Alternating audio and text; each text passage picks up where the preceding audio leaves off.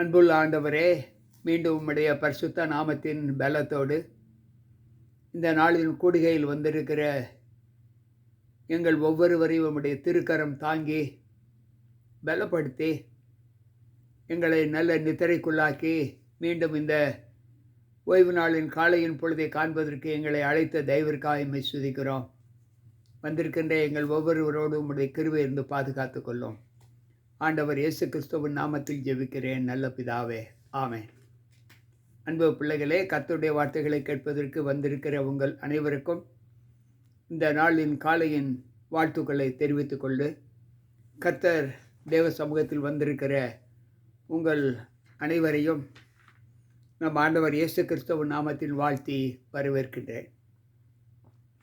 இன்றைக்கு இந்த நாளின் தேவ சமூகத்தின் சத்திய வார்த்தைகள் என்னவென்றால், விசுவாசி ஒருவன் பிரிந்து போகக்கூடிய சூழ்நிலை வந்தால், அந்த விசுவாசியை பிரிந்து போனால் அவர்கள் நிமித்தம் நாம் பரிதபிக்கலாமா வேண்டாமா? பிரிந்து போன விசுவாசியை அப்படியே விட்டு விடுவது வேத நியமமா அல்லது வேத நியமம் இல்லையா? ஆண்டவர் இதை குறித்து என்ன சொல்லுகிறார் என்பதை நாம் யோசித்து பார்ப்போம். வேதாகமத்தில் சத்தியத்தை விட்டு எத்தனையோ பேர் விலகி சென்றதை நாம் பார்க்கிறோம். ஆண்டவரோடு கூட இருந்தவர்கள், ஆண்டவருடைய அடியார்களாகிய பவுலோடு கூட இருந்தவர்கள், தீர்க்கதரிசிகளோடு கூட இருந்தவர்கள் எத்தனையோ பேர் பிரிந்து போய்விட்டார்கள். அப்படி போல இந்த நாட்களிலும் விசுவாச பிள்ளைகளாகிய நாம் கூடி வருகிற காலங்களில் நம்மை விட்டு பிரிந்து போகக்கூடிய அளவிற்கு விசுவாச பிள்ளைகள் இருந்தால் அவர்களை குறித்து வேதம் என்ன சொல்லுகிறது என்பதை நாம் இந்த நாளின் செய்திக்குள்ளாய் கேட்போம். 1 கொரிந்தியர் 7வது அதிகாரம் 15வது வசனம் சொல்லுகிறது, அவிசுவாசி ஒருவன் பிரிந்து போனால் போகட்டும். இப்படிப்பட்ட விஷயத்தில் சகோதரனாவது சகோதரியாவது நாம் அடிமைப்பட்டவர்கள் அல்ல என்று சொல்லுகிறார்.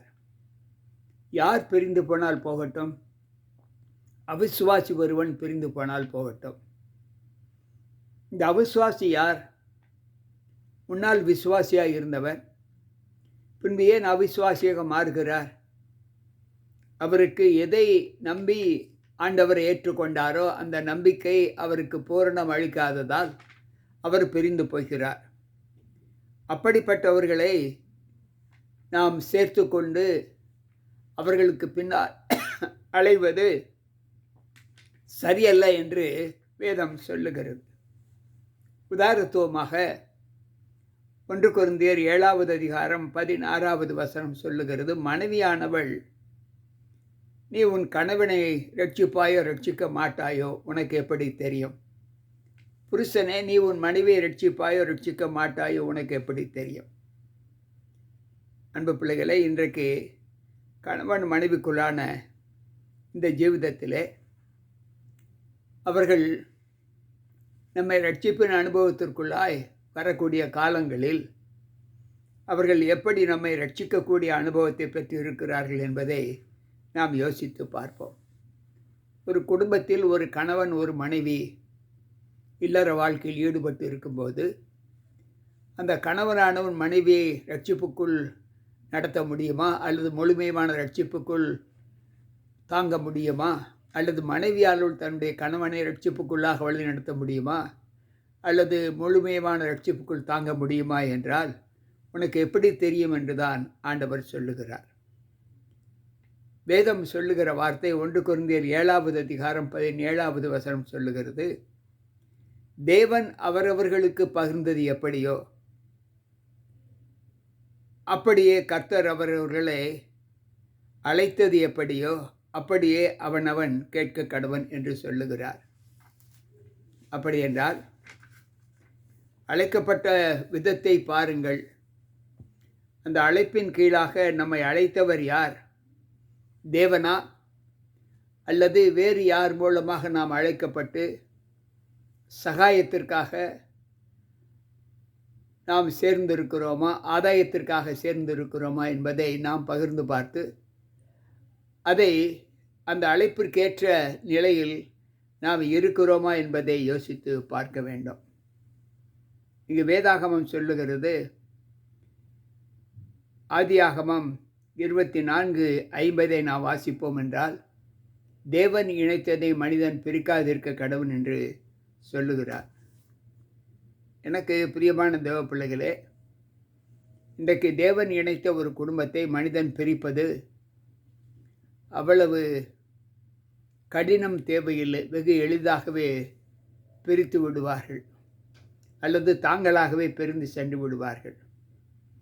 ஆனால் வேதம் சொல்லுகிற வார்த்தை, நம்முடைய சுய செயலின் நிமித்தம், அவிசுவாசத்தின் நிமித்தம், கீழ்ப்படியாமை நிமித்தம் இருவர் பிரிந்து போனால் போகட்டும் என்றுதான் ஆண்டவர் சொல்லுகிறார். அது அவர்களுக்கு தவறு அல்ல என்று ஆண்டவர் சொல்லுகிறார். நீதிமொழிகள் 18:1 நான் வாசிக்கும்போது, பிரிந்து போகிறவன் தன் இச்சையின்படி செய்ய பார்க்கிறான், எல்லா ஞானத்திலும் தலையிட்டு கொள்ளுகிறான். பிரிந்து போகிறவன் தன் இச்சையின்படி செய்ய ஆரம்பிக்கிறான். அவன் தான் நினைத்தது நடக்க வேண்டும் என்று அவன் தீர்மானித்து அதில் நடக்க விரும்புகிறான், அதன்படி செய்ய ஆசைப்படுகிறான். 1 கொரிந்தியர் 7:1 வாசிப்போம் என்றால், மனைவியானவள் தன் புருஷனை விட்டு பிரிந்து போகக்கூடாது என்று ஏற்கனவே நாம் படித்தோம்.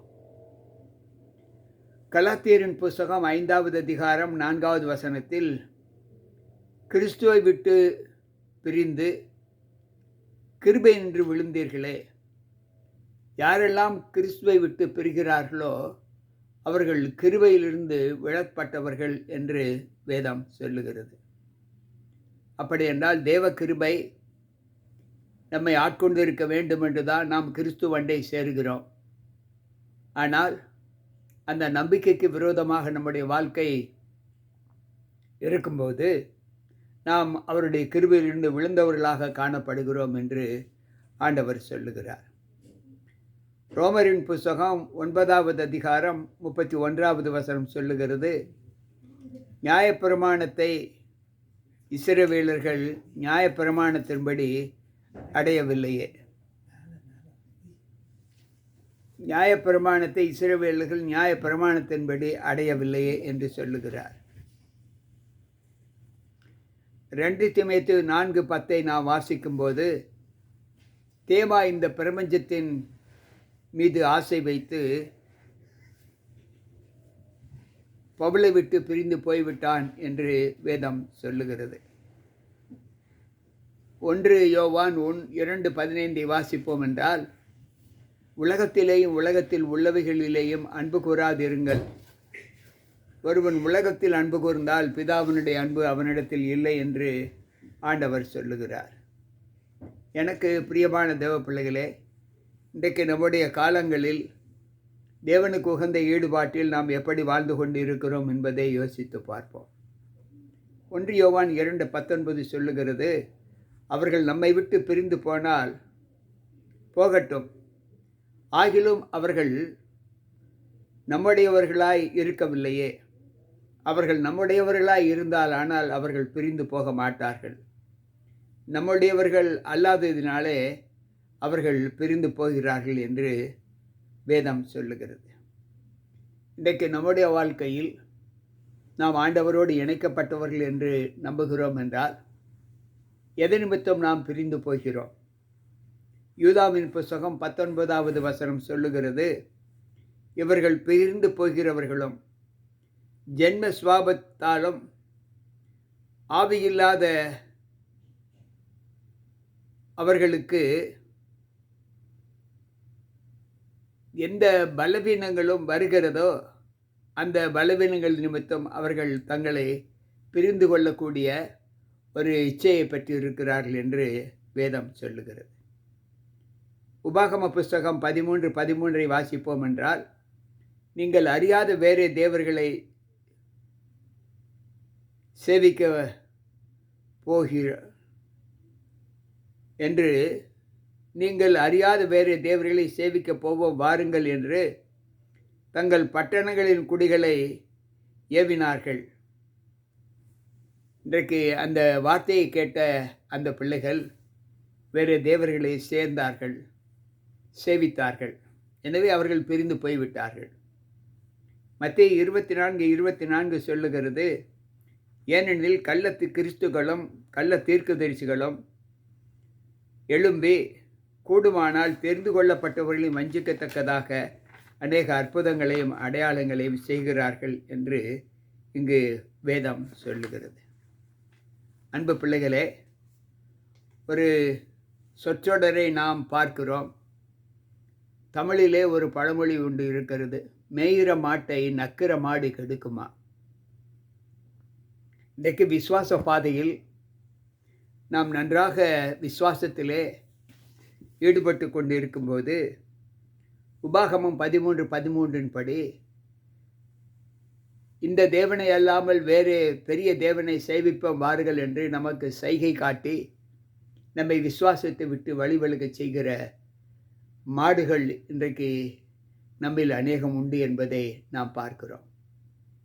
எனவே எனக்கு பிரியமான தேவ பிள்ளைகளே, ஒருவன் தான் ஏற்றுக்கொண்ட சத்தியத்தை விட்டு பிரிந்து போகிற அந்த மனிதன் தேவ நிலையிலிருந்து தன்னை விழும்படி கெடுத்து கொள்ளுகிறான்.